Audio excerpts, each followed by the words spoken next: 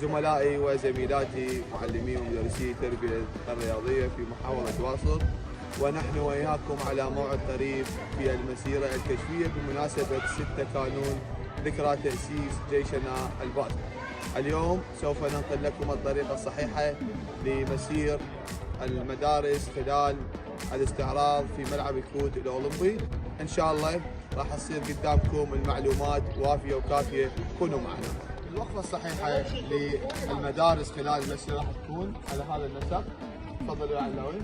راح يكون العلم والقطعة والمدرسة والمعلم والمدرس والفرقة الكشفية اللي عددهم 24. صور لهم علاوي حتى تكون هاي الوقفة الصحيحة أثناء المسير الكشفي والدخول للملعب. استاذ رعد راح يوضح بعض التوضيحات. تفضل استاذ رعد.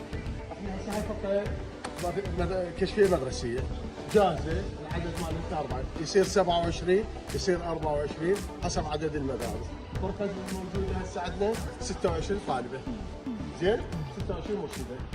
الشكل اللي راح يصير للاستعراض القطعه للامام بالنص مثلث متساوي الاضلاع ما بين العلم والقاعده الكشفيه اللي هي 6 ريال.